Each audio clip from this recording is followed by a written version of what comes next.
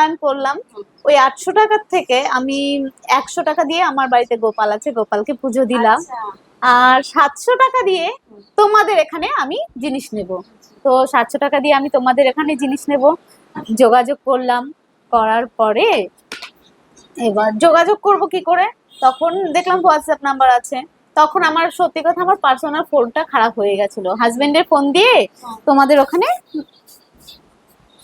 তোমাদের সাথে যোগাযোগ করলাম। তো যোগাযোগ করার পরে অধীর অপেক্ষায় ছিলাম যে কবে জিনিসটা আমি হাতে পাবো, ম্যাটেরিয়ালস গুলো হাতে পাবো।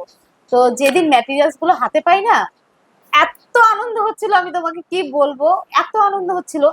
কারণ আমি প্রথমে যখন শুরু করেছিলাম আমি 800 টাকার জিনিস নিয়ে, সেখানে অল্প একটু, যেহেতু জলপাইগুড়ি আমাদের ওখানে পাওয়া যায় না, ওখানে কি তাহলে রেঞ্জটা এখানে থেকে বেশি? প্রচুর বেশি, প্রচুর প্রচুর। 800 টাকার জিনিস নিয়ে আমি যতটুকুনি হয়েছিল, আর এখান থেকে আমি যখন 800 টাকার জিনিস নিলাম, এখান থেকে 800 টাকারই নিয়েছিলাম প্রথমে। তো তখন দেখি কি কোয়ান্টিটিটা অনেকটা বেশি, আর এত সুন্দর ভালো কাজ, মানে শিপিং চার্জ দিয়েও এখান থেকে নেওয়াতেই তোমার প্রফিটটা বেশি হচ্ছে। হ্যাঁ হ্যাঁ হ্যাঁ হ্যাঁ। তারপরে নিলাম, নেওয়ার পরে ওই তো কাজ শুরু করলাম। ওই প্রথমবার পুজোর আগে কাজ শুরু করেছিলাম, তো তখন আমার কত হয়েছিল, ওই 800 টাকার জিনিস থেকে আমি 7,000 টাকা মতো আর্ন করেছিলাম।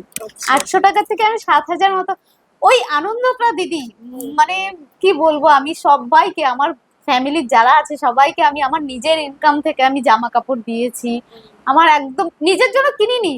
আমার মনে হচ্ছিল ওই আনন্দটাই বেস্ট। তারপরে ওই জামা কাপড় দিয়ে তারপরে যে টাকাটা ছিল ওটা দিয়ে আবার তোমার কাছ থেকে রেখেছিলাম, তখন আর নিইনি, বেশ কিছুদিন পরেই নিয়েছিলাম। তো এই তো জিনিস নিলাম, ওই তো জিনিস নেওয়ার পরে এই তো এখন তারপরে ভেবেছি যে এখন আর 2-3 বার নিয়েছি শিপিং এ। তো তারপরে ভাবলাম যে আমি যেভাবেই হোক আমি তোমার সাথে দেখা করবই। এটা একটা স্বপ্ন, আমার একটা স্বপ্নই, একটা স্বপ্ন পূরণ যাকে বলে, একটা স্বপ্ন পূরণ হলো। আগামী দিনে আরো যাতে ভালো হয়, অবশ্যই চেষ্টা করব যতটা সাপোর্ট করা তোমাদেরকে, ঠিক আছে? আর এগিয়ে যাবে, তোমার মধ্যে যে ইচ্ছা আছে, অসুবিধা নেই, এগিয়ে যাবে। Thank you. অবশ্যই আমারও মনে হয়, আমি তোমাদের দুই বোনকে দেখছি, আমার এত ভালো লাগছে। আমি আমি আমি চেষ্টা করব। এখন যেহেতু মেয়েটা ছোট আছে, একটু ও যখন একটু নিজেরটা, হ্যাঁ হ্যাঁ, স্কুলে অফিস রুমে বসি। তো ফিস জমানো আর কি, অফিস রুমটা দেখতে হয়।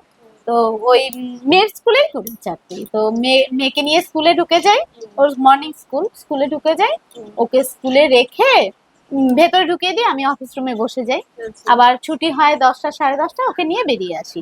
এবার আসার পরে বাড়ির কাজকর্ম সেরে ওকে স্নান খাওয়া দাওয়া করে ওকে নাচের ক্লাস রোজ থাকে না, নাচে দিয়ে, কোনোদিন নাচে থাকে, কোনোদিন টিউশন থাকে, দিয়ে কাজে বসে যাই। এবার এই তো সামনে পুজো আছে, এবার ভাবছি যে এবার পুজোর কাজটা অন্যবার 1 মাস আগের থেকে শুরু করি, এবার আমি 3-4 মাস আগের থেকে ভাবলাম শুরু করবো।